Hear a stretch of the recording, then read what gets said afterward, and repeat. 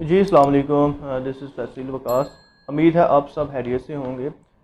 आज इस वीडियो का जो हमारा टॉपिक है वो है कि जी अगर आप बैंक डिसीज़ केस जो बंदा फोत हो जाता है उसके अकाउंट से अगर आपने पेमेंट निकालनी है तो जो उसके मैंने दो तरीकाकार पिछली वीडियो में बताए थे। एक इन अडेम्प्टी बॉन्ड होता है और दूसरा सक्सेशन सर्टिफिकेट होता है। आज इसकी डॉक्यूमेंटेशन के हवाले से बात करेंगे कि अगर आपने इनकी डॉक्यूमेंटेशन पूरी करनी है तो उसका क्या प्रोसेस है और कौन कौन से डॉक्यूमेंट आपको चाहिए होते हैं। ठीक है जी। सबसे पहले बात करेंगे हम इन अडेम्प्टी बॉन्ड की। इन अडेम्प्टी बॉन्ड जैसे कि अगर किसी के अकाउंट में 1 लाख से कम अमाउंट है तो वो बैंक से सॉरी कोर्ट से सक्सेशन सर्टिफिकेट या नादा से सक्सेशन सर्टिफिकेट नहीं लेना चाहता तो फिर वो इन अडेम्प्टी बॉन्ड बनवाएगा। और इन अडेम्प्टी बॉन्ड बेसिकली एक स्टाम्प पेपर होता है, एफिडेविट होता है। ठीक है, एक स्पेशल इसका फॉर्मेट होता है, उसके ऊपर ये प्रिंट निकलता है। ये इसकी जो स्टाम्प की वैल्यू है वो एटलीस्ट कम से कम 100 रुपीज़ की होनी चाहिए या इससे ज़्यादा की भी चल सकती है। अच्छा जी, आपने क्या करना है, सबसे पहले इन अडेम्प्टी बॉन्ड के डॉक्यूमेंट हम डिस्कस करते हैं। इसके लिए आपने सबसे पहले नादरा से एफआरसी लेना है। ठीक, क्योंकि जो एफिडेविट इन अडेम्प्टी बॉन्ड के ऊपर जो आपने फिलिंग करनी है वो एफआरसी के मुताबिक होनी चाहिए। ऐसा ना हो कि किसी कोई बंदा एफआरसी में कम है, क्योंकि नादरा तो तकरीबन 2000 में अपडेट हुआ है, उससे जो पहला रिकॉर्ड है मोस्टली मिसिंग है या इनकम्प्लीट है। आपने क्या करना है, सबसे पहले एफआरसी सर्टिफिकेट लेना है। वहाँ से आपको पता चल जाएगा जो बंदा फोत हुआ है उसके पीछे कितने लीगल हेयर्स हैं। उसके बाद फिर आपने कोर्ट कचहरी जाना है। वहाँ से आपने ये बॉन्ड लेना है, स्टाम्प लेना है। उसको जो स्पेशल फॉर्मेट इसका होता है इन एम्प्टी बॉन्ड का, वो प्रिंट निकालना है और उसको फिल करना है। उसके फिलिंग मैंने बता दिया था तरीकाकार के, इसमें आप 2 विटनेस होंगे और 2 इसको ग्रंटर होंगे। और ग्रंटर के जो अकाउंट में वैल्यू है वो जितने डिसीज अकाउंट क्लेम कर रहा है उससे ज़्यादा होनी चाहिए। ठीक है जी। 2 चीज़ें हो गई, एफिडेविट बॉन्ड, फिर उसके बाद सीएनएसी की कॉपी जो बंदा फोत हो गया वो, और जो उसके पीछे लीगल हेयर्स हैं सबके। 3 चीज़ें। चौथी आपकी एप्लीकेशन आप रिटर्न देंगे बैंक को, और पांचवी फिर डेथ सर्टिफिकेट होगा। ठीक है।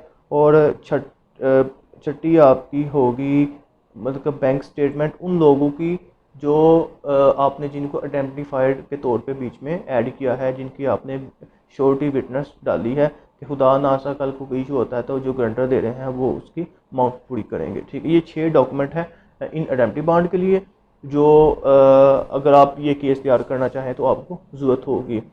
अब आ जाते हैं जी सक्सेशन सर्टिफिकेट। अगर आपने कोर्ट से सक्सेशन सर्टिफिकेट लेना है तो उसका क्या प्रोसेस होता है। ठीक है जी। और उसके लिए कौन कौन से डॉक्यूमेंट आपको चाहिए। सबसे पहले आपने जो बंदा फोत हो गया उसका डेथ सर्टिफिकेट लेना है और साथ रिटर्न रिक्वेस्ट बैंक में देनी है। बैंक आपको 1 साल की स्टेटमेंट दे देगा। आपने bank statement plus death certificate plus application वो वकील तैयार करेगा। उसमें सीएनसी की कॉपी, जितने भी लीगल हेयर्स हैं उसकी, जो बंदा फोत हो गया वो। ठीक है जी। अगर जॉइंट अकाउंट है तो दोनों बंदों की ये चीज़ें। और साथ आपने प्रॉपर्टी की डिटेल लगानी है। प्रॉपर्टी से मतलब जिसको आप क्लेम कर रहे हैं कि इसको डिवाइड किया जाए। बैंक अकाउंट भी उसमें आ जाता है। ठीक है, ये जितनी भी चीज़ें आप एक में ही सक्सेशन में उसको शामिल कर सकते हैं। प्रॉपर्टी को भी कर सकते हैं, बैंक अकाउंट्स को भी कर सकते हैं। इसके अलावा अगर कोई और भी चीज़ है तो उसको भी कर सकते हैं। खैर, अब हम बैंक सक्सेशन की बात कर रहे हैं। ठीक है जी। उसके बाद आपने क्या करना है, आप 2 चीज़ें, ये सारी चीज़ें आपने अपने वकील को देनी है जो आपने किया हुआ है। ठीक है जी। वकील साहब वो आपका केस करेंगे, साथ अखबार इश्तेहार करेंगे। ठीक है जी। एक जो पाकिस्तान के 2 लोकल अखबार है, न्यूज़पेपर है, उसमें एडवर्टीज़मेंट की जाएगी कि ये केस जो है ना हमने किया हुआ है। अगर किसी को इतराज़ है तो वो इसमें मतलब कि अपना बयान हल्फ करवा दे सकता है। उसके बाद जब इसकी डेट आएगी तो जितने भी इसके लीगल हेयर्स हैं अगर ये आते हैं और अपना बयान रिकॉर्ड करवाते हैं। ठीक है जी। और अगर जो नहीं आता, ठीक है, कोई बार बैरूनी मुल्क भी हो सकता है। ठीक है, अगर वो किसी वजह से मतलब कि नहीं आ सकता, पाकिस्तान नहीं आ सकता, तो वो अपना मुख्तार मुख्तार आम भी जो है वो भी दे सकता है, पावर ऑफ अटॉर्नी भी दे सकता है। लेकिन अगर वो पावर ऑफ अटॉर्नी भी नहीं देना चाहता तो फिर कोर्ट जो है वो उसका बयान जो है वो ये लिख लेगी। जो सक्सेशन सर्टिफिकेट जारी किया जाएगा उसमें लिख लेगी कि ये जो 2 बंदे हैं ये मुल्क से बाहर हैं या इन्होंने जो भी किया हुआ है, इनके जो शेयर्स हैं वो बैंक इंटैक्ट कर ले। ठीक है, जब ये आएंगे खुद अपना क्लेम कर लेंगे। पाकिस्तान में जितने भी बंदे होंगे वो अपना बयान रिकॉर्ड करा देंगे। अगर सब ने अपना हिस्सा लेना है वो भी रिटर्न लिख के दे देंगे कि हमें हमारा हिस्सा दिया जाए। अगर अपना हिस्सा दूसरे किसी को मुंतकिल करना चाह रहे हैं किसी भाई बहन को, तो वो भी कोर्ट के पास इख्तियार है कि उसका हिस्सा उसके नाम कर दिया जाए। जब सबके बयान रिकॉर्ड हो जाएंगे उसके बाद कोर्ट अपना एक डिसीजन जारी करेगी। ठीक है जी, डिसीजन में सारे हवाले देगी, जितने भी मतलब के जो जिसने जो बयान दिया हुआ है उसके बाद गवाहों को सारा मेंशन करेगी और उसके बाद एक वाज़ेह डिसीजन दे देगी सक्सेशन के हवाले से। अब इस डिसीजन में मोस्टली दो तरह का डिसीजन ही होता है। एक डिसीजन इसमें ये होता है कि कोर्ट सबके हिस्से इक्वल डिवाइड कर देती है। 7 बहन भाई है, 10 लाख है। ठीक है जी, और जितना बहन का बनता है उतना बहन के नाम कर देगी, भाई का बनता है भाई के नाम कर देगी। उसके अलावा जितना वालदैन का बनता है उसके नाम कर देगी, जितना बीवी का बनता है उसके नाम कर देगी, खुद डिवाइड कर देगी। एक डिसीजन इस तरह आता है। और जो बंदे मुल्क से बाहर होते हैं, जो अपना बयान रिकॉर्ड नहीं करवा सकते, उनका नाम भी कोर्ट डिसीजन कर देती है और नीचे लिख देती है कि बैंक, क्योंकि ये ज़ाहिर बात सक्सेशन आपने बैंक को ही देना है, तो बैंक को कह देती है कि ये बंदे जब आएंगे आके इसी सक्सेशन के बेस के ऊपर अपना अमाउंट खुद लेंगे। ठीक है जी, आप किसी और को नहीं देंगे। और जब वो लोग सक्सेशन सर्टिफिकेट लेके बैंक में आते हैं, ठीक है जी, और बैंक वाले जितना जितना जिसका हिस्सा बनता है उतना उसको दे देते हैं और बाकी जितने बंदों का इंटैक्ट करने के लिए बैंक ने होल्ड करने के लिए कहा होता है उतना बैंक होल्ड कर लेता है। एक डिसीजन इस तरह का आता है। दूसरा डिसीजन आता है कि जी जितने भी बहन भाई हैं तो वो सब के सब मिलके एक ही बंदे के नाम जो है वो करवा लेते हैं। ठीक है जी, और जिसके नाम करवाते हैं उसको फिर कोर्ट कह देती है जी सब ने बयान में कह दिया हुआ है, लिहाजा ये सारी अमाउंट इसको दी जाए। ठीक है, मतलब कि ये है। अब इसमें हर जो केस होता है वो अपनी नौयत का होता है। जैसे इसमें कुछ लोग माइनर भी होते हैं, ठीक, उसका फिर अलग डिसीजन होता है, उस पर अब मैं डिस्कस नहीं करूँगा मज़ीद। उसके बाद ये आपकी होगी 4 चीज़ें ये हो गई।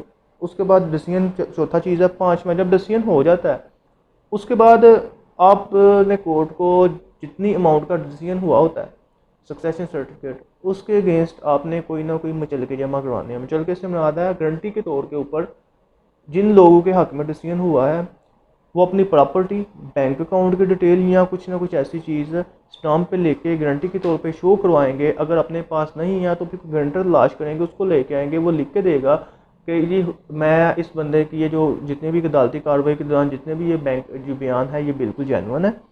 ये बंदे अगर कल को इनके खिलाफ कोई अपील आ जाती है तो फिर कोर्ट के पास इख्तियार है कि ये जो बंदा गारंटी दे रहा है इसकी प्रॉपर्टी को भी मतलब कि इसके खिलाफ एक्शन लिया जा सकता है।